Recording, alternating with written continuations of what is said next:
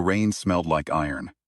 Long Kai had been in enough bad places to know that iron smell meant blood somewhere nearby, or the promise of it. He stood at the mouth of an alley in the Dredge district, hand pressed flat against a water-stained wall, listening. The city groaned around him in the wet.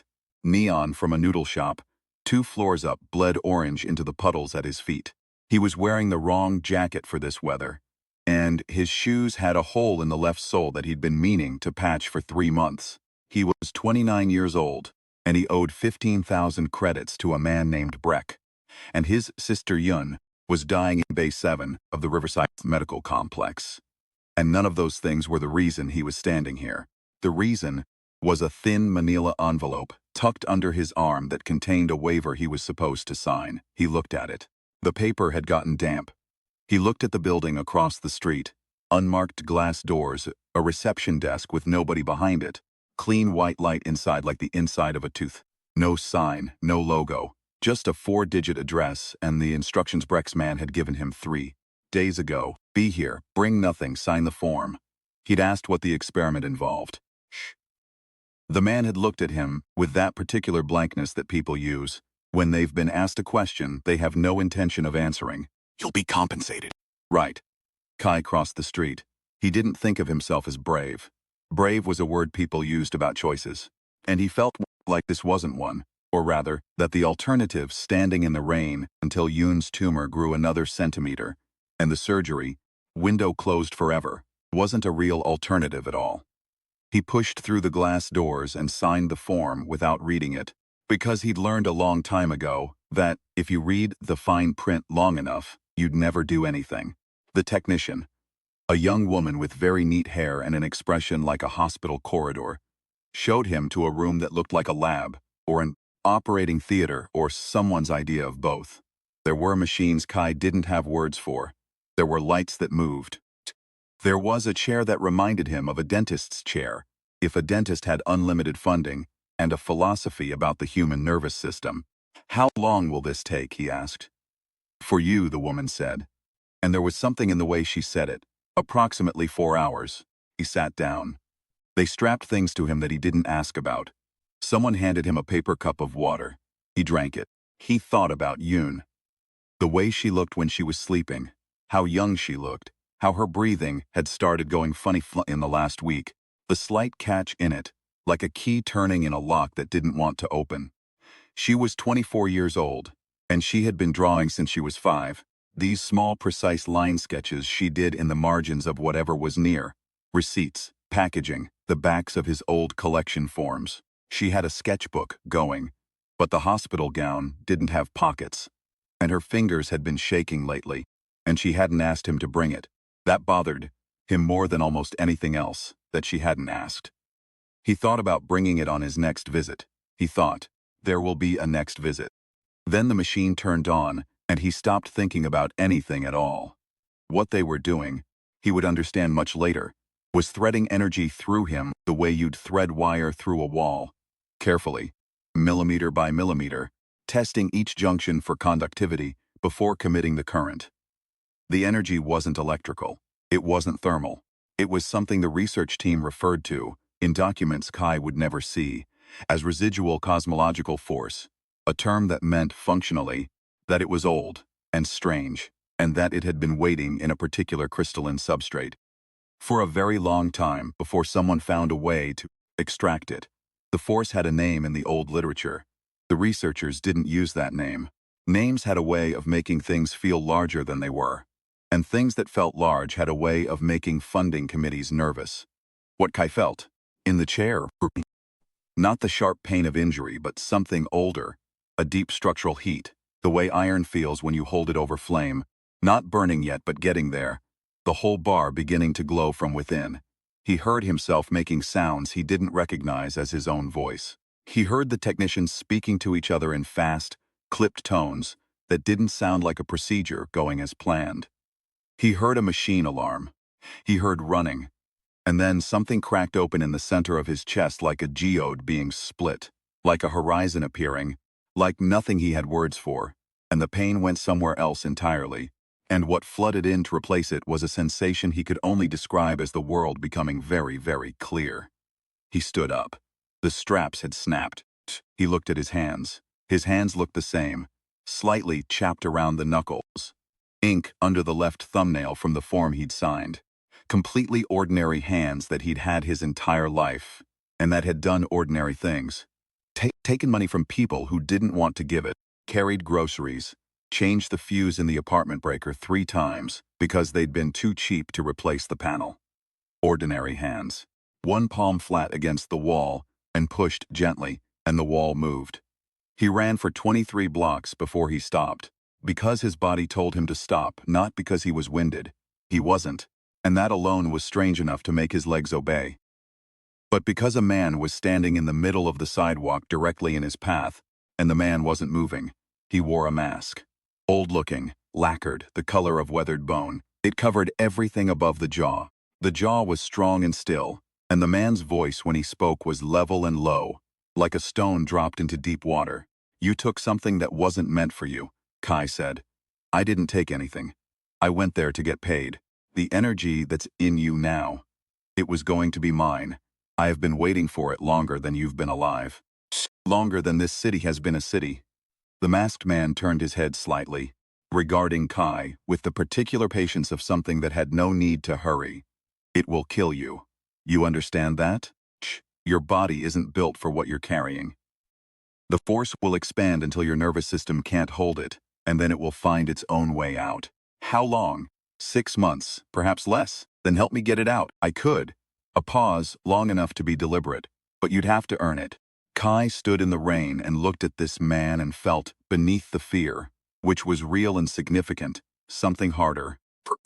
The thing that had gotten him through 2 years of collecting debts from people who had nothing to give, every shift at every miserable job before that, through every hospital waiting room, and every call from the billing department, and every night he'd spent doing the math and coming up short.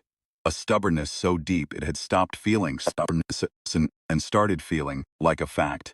About him, the way his height was a fact. He was 5'9" and he did not give up. Those were just things that were true. "What do you want?" he asked. "3 things," the masked man said. 3 people hold what I need. You will go to them, complete their trials, take from them the ingredients that will cure your sister's illness. And when you've gotten all 3, and you've brought them to me, the energy transfers out of you safely, your sister recovers, and we'll call it even." He held out a card. Old-fashioned paper, thick stock, an address printed in ink that was very slightly darker than the paper it was on. Kai took it. "What's your name?" he asked. "Han," the man said. And then he wasn't there anymore. And Kai was alone on the sidewalk with a card and a hole in his left shoe and something in his chest that felt, if he was honest, like a second heartbeat. Steady and low, and nothing like fear. The address on the card led him to the Undercroft. He'd heard of it the way you heard of places that didn't advertise themselves. In the spaces between sentences, in the way certain people went quiet when certain topics came up. A place below the city where people who were not quite ordinary people went to work, drink, to find assignments. A hub for something that had no clean name in the law or anywhere else. He went down a staircase that shouldn't have been where it was, behind a laundry shop on 14th Street, and came out in a room the size of an aircraft hangar that had clearly been here for decades, maybe longer, stone pillars, and low amber light, and maybe 200 people, who all paused what they were doing and looked at him the moment he walked in. He was wearing the wrong jacket for this too. A woman appeared at his elbow. She was taller than him by 2 centimeters, and she moved like someone who had made a decision about everything in a room before you'd noticed she was in the room. Dark eyes, a close-cropped jacket with something that might have been a rank insignia on the collar, a scar along the jawline that she didn't bother to conceal. She held a cup of tea she wasn't drinking. "You're the one who absorbed the palm force," she said. "I'm the one who sat in a chair and got electrocuted or whatever," he said. "Same thing." She looked at him the way he'd been looked at before, assessed, categorized. But hers wasn't dismissive. It was the look of someone running a calculation they needed to get right. "My name is Sun Ling. I work for the Warden Council. We've been trying to stop Han Gongbo for 11 years. We've lost 14 people trying. 10 people who were very good at what they did, and who are not here anymore." She sipped the tea. You have the one thing that might actually hurt him. He told me to get 3 ingredients. Said it would save my sister. It will. He's not lying about that. Han doesn't lie. He withholds, he frames, he arranges incentives. A slight tightening around her eyes. He's been arranging incentives in this city for 3 centuries. He always gets what he wants eventually. Then, what does he want from me? Sundling put the cup down on a nearby table. You're going to do the 3 tasks. You're going to get the ingredients. But what you're actually going to do, what he's actually using you for, is draw out the 3 seal holders. People who have been keeping his mask's power contained. When you defeat them to take their ingredients, the seals break. His power doubles each time. By the time you hand him the 3rd ingredient. She stopped. He wins, Kai said. He wins, she agreed. Unless what? Unless the person carrying the palm force understands what they're carrying. She looked at him steadily. It's not a weapon, Kai. The old literature calls it a palm because of what a palm does. It doesn't strike, it receives, it steadies, it opens. Feed. She touched her own sternum, briefly. Just a press of 2 fingers. Han has been trying to take it for 300 years, because whatever it is, whatever the cosmologists think they found in that crystal, it is the one force in this world that his mask has no answer for. Not because it's stronger, because it's different. Kai sat down on the edge of someone's table, without being invited to, and stared at the floor for a moment. He was aware of people in the room pretending not to watch him. He was aware of his own heartbeat. And the second one, deeper down, steady and strange. He thought about Yun, the way she'd looked at him when he'd told her he had a lead on the money for her surgery. She hadn't believed him, you could see it, but she'd smiled anyway, the specific smile of someone who loves you enough to pretend. Tell me about the 3 tasks, he said. The first was the archivist. He lived. If lived was the right word for whatever the archivist was doing in his tower of documents at the edge of the reclaim zone, in a building that had been a library, then an insurance office, then a data center, and now appeared to be all 3 simultaneously, stacked on itself, years bleeding into each other like dye in water. He was old in the way that certain objects are old, not deteriorating but accumulating, growing heavier with time. He had a white beard and a coat that seemed to be made of multiple older coats sewn together, and he smelled of paper and something chemical. And his eyes were the particular eyes of someone who had read too much for too long.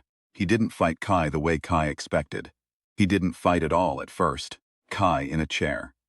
There was something about chairs in Kai's life at this point, and showed him a sequence of documents, ledgers, records, the history of every ordinary person in the city who had been made extraordinary through procedures not unlike the one Kai had undergone, stretching back over 100 years, names, ages, what happened to them. Most of them had died. You understand what you're in, the archivist said. He had a voice like old paper, like something that had been left to dry. You're in a story that's been told before. You're the vessel. You're the instrument. You'll complete your 3 tasks. You'll feel yourself growing stronger. You'll believe you're winning, and when you hand him the last ingredient, you'll watch him put on the mask at full power, and you will have gifted him 3 centuries of power in a single morning. Then I won't hand him the last ingredient, Kai said. The archivist regarded him. Everyone says that. What do the records show happens to the ones who try something different? A long pause. The old man's hands moved over the pages like he was reading Braille. Fingers trailing across columns of names and dates and outcomes. The outcomes were not a varied list. The records, he said finally, very quietly, don't cover that. Something in loosened. He didn't know why. Maybe because blank space in a ledger felt more like possibility than a row of names. If no one had gotten this far before, then he wasn't in a story at all. He was in something unmapped, he said. Give me the first ingredient. The archivist looked at him for a long time. Then he opened a drawer in his desk. The kind of drawer that went deeper than a drawer should, that you understood without being told contained things from a long time ago. And he placed a small sealed vial on the desk between them. The seal is already broken, he said quietly. I broke it myself 11 years ago when I understood what Han intended. I've been waiting for someone who understood it too. He pushed the vial across the desk with one finger, carefully, like he was moving something fragile. Don't thank me, just don't be like the others. Kai picked it up. He thought about reaching across the desk and shaking the old man's hand, which would have been sentimental. He was a person who could be sentimental when he let himself. More than he liked to admit. More than the job he'd been doing for 2 years would have suggested. He didn't shake the archivist's hand. He just nodded, once, and left. That felt more true. The second task was more straightforward, in that it involved people trying to kill him. The second seal holder was called the Iron Broker, a woman who ran a network of information traders in the elevated districts, a place where data moved faster than money and both moved faster than people. She'd known Han for decades. She'd been one of his most important assets, once before she'd understood what she was an asset to. Now she protected herself with a private security force, a reputation for cruelty, and the simple math that nobody in the Undercroft would move against someone who knew as many secrets as she did. She knew Kai was coming. She was waiting for him on the roof of her building, with 4 of her people, which meant she'd miscounted. She didn't know what the Palm Force actually did, or both.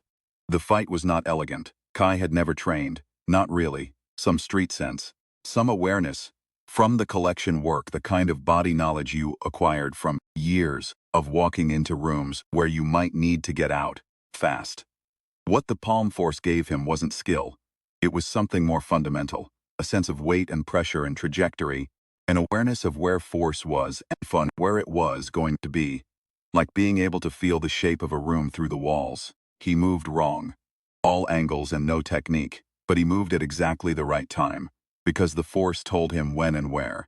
People went down, not badly hurt. He tried for that, tried to make it the kind of fight where everyone walked away, which was harder than the kind where they didn't. And most people didn't bother with the distinction. One of them looked at him from the ground, with a kind of startled respect, which he didn't know what to do with, and filed away. The broker stood at the edge of the roof in the wind and looked at him. She was a small woman, with her arms crossed, wearing a coat that cost more than Kai made in a year, her dark hair cut precisely. She didn't look frightened. She looked tired in the specific way of someone who has been doing a necessary, exhausting thing for a very long time. "He sent you," she said. "He gave me a task. I'm doing it my way. There is no your way, there's only his way. He planned for every variable, he always does." She reached into her jacket pocket. Not a weapon. He understood that from the way she moved, too slow, too deliberate, and took out a sealed container. Small and flat, the seal already darkened with age. "I broke my seal 12 years ago. I knew someday someone would come for it." She looked at him without quite seeing him, her eyes going to something in the middle distance. "I used to believe he had a point, you know. That the old power needed a steward. That the city needed order, and that Han was the kind of person who could provide it for the long term. He made you believe that. He was very good at it." Kai took the container. He said, because it seemed true, "You got out, that's something." She looked at him then, really looked at him, tiredness shifting briefly into something more alert, more present. "You're different," she said. "Everyone keeps saying that. Maybe listen to it." He was halfway to the stairwell when she called after him. "The third one won't give it up easy. He still believes, or he did. He may have broken already, but he won't show it. He'll make you work for it." A pause. "He's not a bad person. None of us were. That's the part that's hardest to explain to anyone who wasn't there." Kai stopped in the stairwell doorway. He turned back, 'cause something in the way she'd said it deserved acknowledgement. "I know," he said. "I believe you." She looked at him for another moment. Then she turned back to the edge of the roof, arms still crossed, looking out over the city that had been her territory for a decade, and that she was, it seemed clear to Kai, already composing herself to leave. Sun Ling was waiting for him at the bottom of the building, she'd stopped being surprised by. "You're not fighting them," she said. "I'm finishing the tasks. You're doing it differently than anyone has done it before." She fell into step beside him without being asked, which he'd also stopped noticing. It had become simply a fact of the last several days. Sun Ling at his elbow, her pace matching his. "Han will know. He has eyes in every district." "Good," Kai said. "I want him to know." She was quiet for half a block. The evening was warm after the earlier rain. The city giving off heat it had stored all day, the pavement still damp and reflective. They passed a food cart, and Kai bought 2 buns, without asking if she wanted one, and handed her one without looking, and she took it without commenting, which felt like a small kind of fluency they'd arrived at without discussing. You have one ingredient left, one more seal to break, and then Han will want the delivery. He'll call you in and you'll have to face him. I know. The mask makes him. I know. Another silence. They turned a corner. The city lights threw their reflections up from the wet pavement, like the ground was trying to mirror the sky. He thought about his sister. He thought about the 2 vials in his pocket, warm from his body heat, small, heavier with meaning than with weight.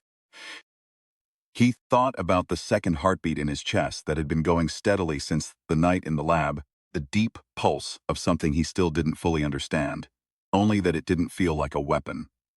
Sunling had said it, strength but a different kind of force altogether, a receiving, a steadying, an opening. He thought about his mother, who had died when he was 14 and Yun was 9, who had hummed while she cooked. A specific tune he'd never been able to identify, 3 notes in a loop, a kind of placeholder, while she thought about something else. A sound she made when she was working something out quietly. He found himself humming it now, just those 3 notes, under his breath in the warm evening air. He hadn't done that in years. He hadn't known he remembered it. Sunling looked at him sideways. What? He said. Nothing, she said. Keep going. The 3rd seal holder was different. The broker had been right. He was young, or appeared young, the way Han appeared not old. The time that should have been on his face distributed somehow into his bearing instead. He ran the deepest part of the undercroft, the part that even the regulars upstairs spoke about carefully, where the stone was older, and the amber light was replaced by something bluer and colder. He had a name Kai didn't try to pronounce, and a reputation for having done something to the last 3 people who had tried to take his seal.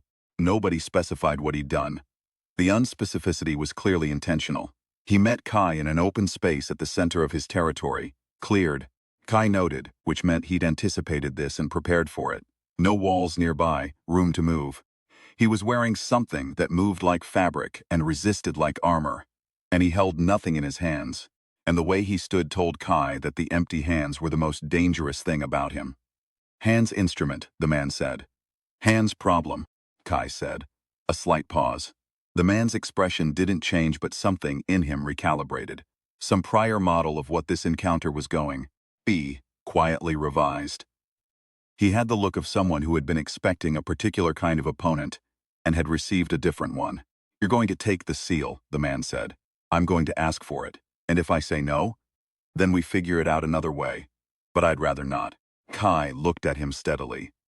There was something the Palm Force did that he hadn't told Sunling, hadn't told anyone. Not because he was hiding it, but because he hadn't had words for it until now. It didn't just tell him where force was going to land.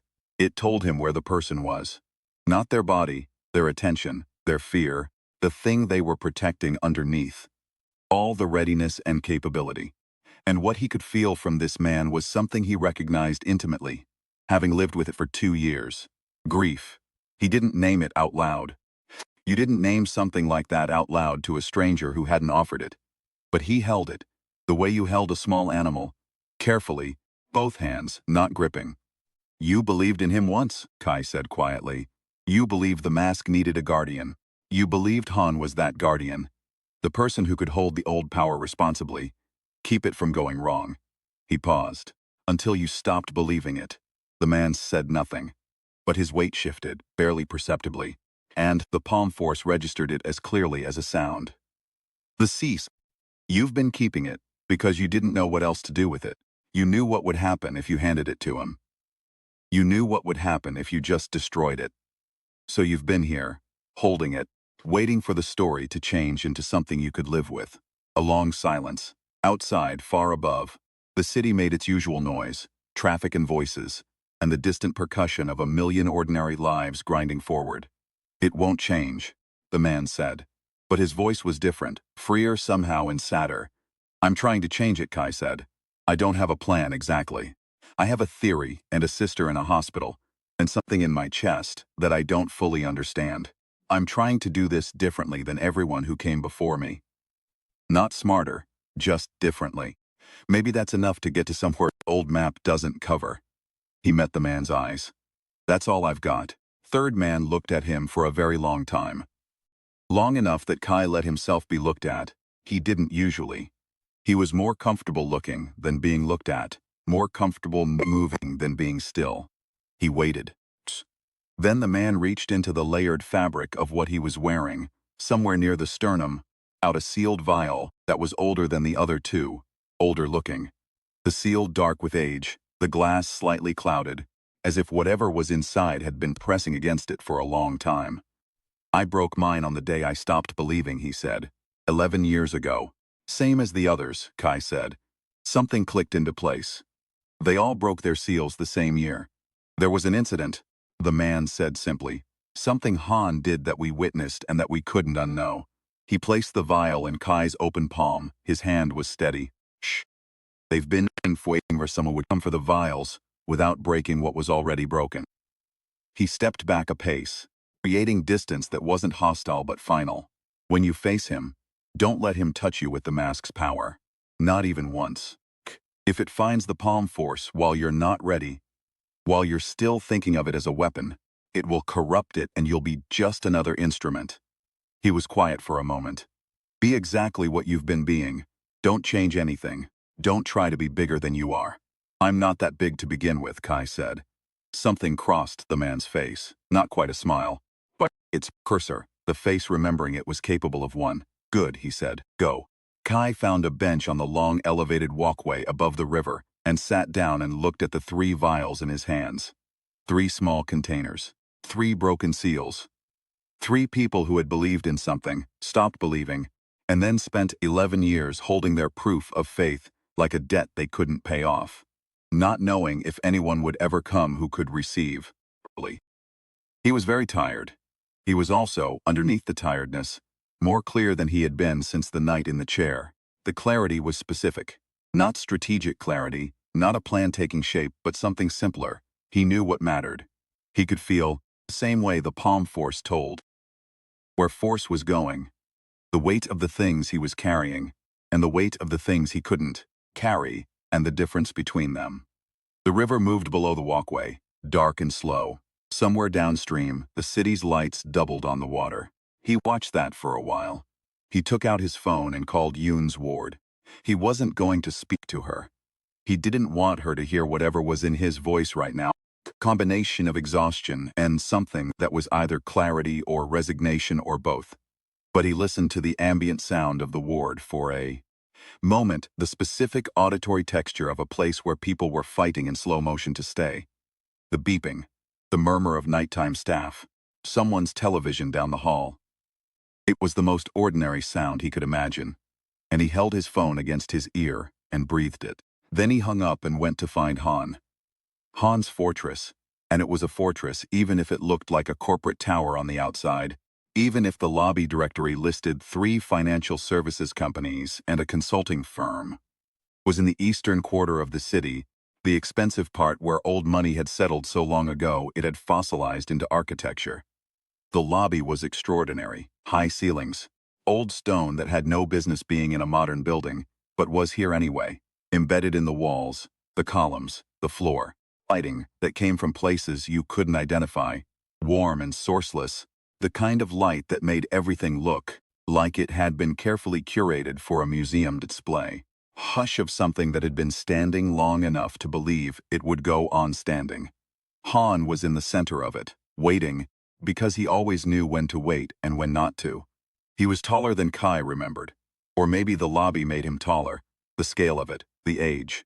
The lacquered mask catching the ambient light, bone-colored and still, the jaw beneath it set, the eyes above it steady and old and patient in the way that only things with no more urgency could be. You have them, Han said. I have them. All 3, all 3. All 3 seals broken before I arrived. Kai stood in the center of the lobby, 15 meters from Han, hands at his sides, his left shoe clicking slightly on the stone, where the soul had given up entirely in the last 3 days, and he hadn't had time to deal with it. By people who broke them 11 years ago, the same year, after you did something they couldn't come back from. You've known they were broken all along. A pause, the lobby absorbed it. Yes, Han said, there was nothing defensive in it. No apology but no performance either. Just acknowledgement, the fact stated. The energy was still contained in the vials. The seals are structural, ethical. Broken seals can still hold. So why send me? Why the trials, if you already knew the seals were broken? Because the trials were never about the ingredients. Han turned slightly, a small, slow movement, almost ceremonial, like something that had been rehearsed but not for an audience. They were about you. Whether you'd absorb the palm force properly. Whether it would take in you the way it needs to take. Whether you'd understand what you were carrying before I asked you to use it. He was quiet for a moment. Every previous vessel understood it too late. After the third trial, they came here thinking they'd won something. They handed me the vials without question. By then, the force had shaped itself to their expectations, to brute strength, to power, to the story they'd been telling themselves about what they were. His voice dropped a register, something shifting beneath its steadiness. That version of the force has no effect on the mask. I've tested it 14 times, Kai said.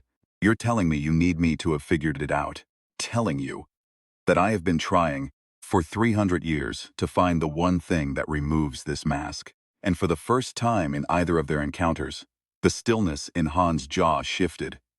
Something passed through him, quick and deep and quickly controlled, like a movement glimpsed through a window.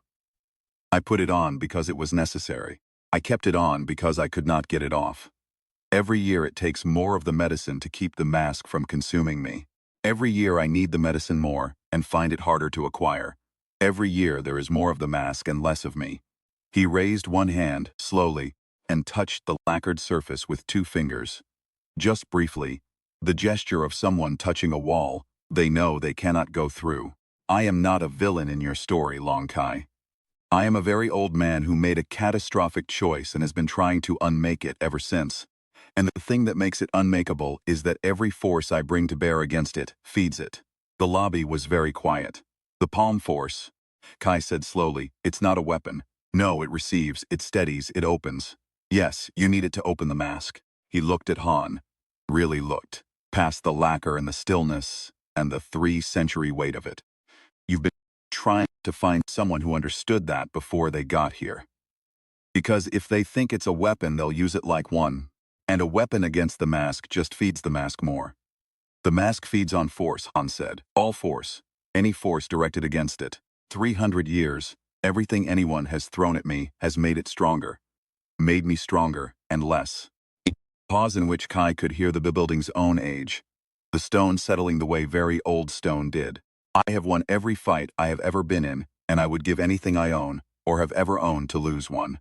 Something moved in Kai's chest. Not the second heartbeat.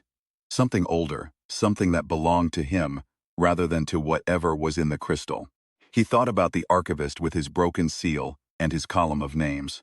The broker on the roof, arms crossed, looking out at the city she was preparing to leave. The third man and his grief and his steady hands and 11 years of holding a vial he didn't know what to do with. 3 people waiting for someone who would come to the door differently. He thought about his mother's 3-note hum, which he had never been able to identify as any specific song, which he now thought might not have been a song at all. Just a sound she made when she was thinking, when she was solving something quietly, the noise a mind made when it was present and working and not forcing anything. He took the 3 vials out of his pocket. He did not throw them. He did not present them ceremonially. He walked across the lobby, his footsteps audible, his left heel clicking on the stone, completely ordinary, and he placed them one by one on the floor in front of Han Gongbo. Then he straightened up, and he opened both hands, palms forward, palms up, not in surrender, not in offering exactly, but in the old position, the position the literature called receiving, the mudra that said, I am here, and I am not a force moving against you. I am not a weapon, and you are not a target. I am just a person with open hands in a lobby. He felt the palm force stir. He felt it move down his arms, unhurried, the way warmth moved. Not a rush, but a rising. He felt it emerge from his palms like heat from the bar before it glows, like light from the geode when you split it. Not a strike, not a push, but an opening. A sustained expansion outward that was also, somehow, an invitation inward. Han went very still. The mask cracked. Not dramatically, not the way things cracked in stories. with light and sound and vindication. It cracked the way old things crack when the thing holding them together finally lets go. A single hairline fracture that ran from the left eye socket to the jaw, quiet as a decision, and then another. And then the lacquer began to separate at the seams, and the pieces began to come away from each other. And what was underneath was just a face. Old, yes, unmistakably old, but a face. The face of a man who had been inside something terrible for a very long time, and was now, piece by piece, coming out. Han Gongbo put his hands up to catch the pieces. He stood there with his hands full of lacquered fragments and his face bare in the light of his own lobby. And he looked, for the first time, in what was probably 3 centuries, like a person. Like someone who had just walked a very long distance and had arrived somewhere and was not yet sure what to do with having arrived. He exhaled. It was an ordinary sound, long and slow, the kind you heard in waiting rooms when someone got news they'd been dreading. And it turned out to be bearable. Not a sound of triumph, not even relief exactly. More like the sound of returning to a room you'd been locked out of and finding it basically the same as you left it. That your things were still there, that it still smelled the same. Kai's hands had dropped back to his sides. Palm force had receded to its steady background pulse. The second heartbeat unchanged. He felt very tired, and also underneath the tiredness, something that was maybe satisfaction, or maybe just the specific absence of dread. The feeling of having done the thing you came to do, perfectly, not grandly, but done. The ingredients, Han said. His voice was different without the mask. Quieter, thinner, more ordinary. The kind of voice a person had when they'd stopped performing something. They'll work for your sister. I'll make sure the formulation reaches the right hands. You have my word. I know, Kai said, and meant it. The surgery took 6 hours. Kai sat in the waiting room with a paper cup of terrible coffee and a phone whose battery was at 11%, and he did not let himself think about anything very much. He sat the way he'd learned to sit in hospital waiting rooms over the last 2 years. Present, enduring, not resigned but not hopeful either. Somewhere in the middle territory where time just moved because time moved regardless. Sun Ling arrived in the 2nd hour. She sat down beside him without asking, which by now he had simply decided was just how she was. She didn't say anything, and that was the right call. In the 4th hour he found himself humming the 3-note tune. In the 6th hour a surgeon came out and said words that Kai had to ask her to repeat, not because he hadn't heard them, but because hearing them once wasn't enough to make them real.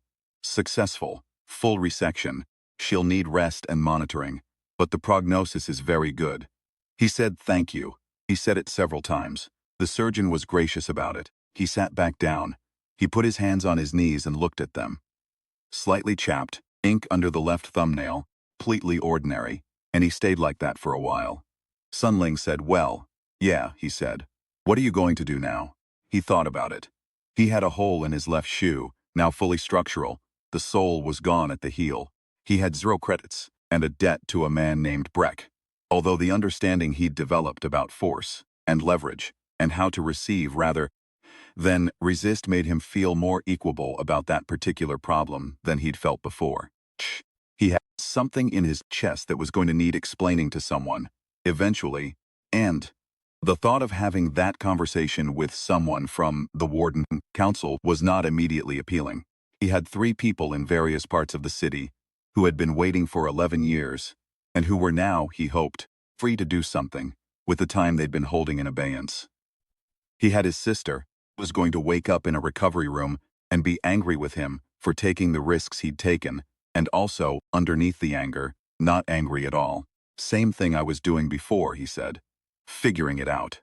Sun Ling made a small sound that might have been a laugh. You know they're going to want you to join the council, she said. They can want things. And the palm force, it stays where it is. He looked at his hands. It's not doing any harm. It's just there. It could do a lot of good. Maybe, he said, when there's a reason, when it's the right thing. Not because someone needs an instrument. He paused. I spent 2 years being the person everybody needed something from. I know what that costs. Sun Ling was quiet for a moment then. Han? He's handling it. He has 3 centuries of things to sort through. Kai looked at the ceiling of the waiting room. Water stained in one corner. La fluorescent light flickering slightly at the far end. Fine, he's got time now. He drank the cold, terrible coffee. 3 weeks later, Yoon was home. She was thin, and her head was shaved, and she would not stop making him tea, as if tea were an apology she could repeat, until it had fully covered the debt of worry she felt she owed him. He accepted every cup. He sat in their apartment while she fussed, and he thought about how small the apartment was, and how strange it was to be glad of that. The smallness, closeness, the particular quality of the light in the afternoon when the angle of the sun hit the window and threw it across the floor in a tangle that had been there since they were children. He had brought her the sketchbook. She'd looked at him when he brought it in, not saying anything, and he'd said nothing either, just set it on the table. She'd had it open within 20 minutes. He watched her hands moving over the paper, the slight tremble that was still there, getting better day by day, and felt something settle in him that had been unsettled for a long time, something he hadn't noticed as weight until it was gone. "You look different," Yoon said, not looking up from the sketchbook. "I've got a lot going on." "No, I mean, you look different." She looked up then. The specific attention she had always turned on him, the kind that saw things he wasn't saying. She'd been doing it since she was 9 years old, and he'd never worked out how to be less transparent about things he hadn't said out loud. "You look like you figured something out." "Maybe. Are you going to tell me what happened?" "Some of it," he said. "The boring parts." She threw a dish towel at him. He caught it. Just his hands and his reflexes. The palm force not stirring, not needed. Just him doing the ordinary thing. The towel down on the table and picked up his tea and drank it. Outside, the city went on. It had been going on all along, course. While he was in the lab, while he was in the undercroft, while he was on the broker's roof, and in the third man's cold territory, and in Han's lobby with his ordinary hands open. The city had been doing its usual enormous indifferent grinding thing, and it was still doing it now, and that was fine. That was how cities were. That was the noise of a million ordinary lives that each contained within them something the palm force feel from a certain distance. The specific weight of what people were protecting, the specific gravity of what they loved. He could feel it now, sitting in his own apartment, without trying. He set down the tea. He hummed the 3 notes. In the kitchen, Yoon heard him and went quiet for a moment. He could tell by the pause in the sound of her moving. Then she started humming it too, unconsciously, the way you picked up something that had always been in the room and had just been waiting to be noticed. The afternoon light moved across the floor. He let himself just sit there for a while and be the person who had done the thing, rather than the person who was still trying to figure out if he could. That was its own kind of rest. That was its own kind of arriving. He was home.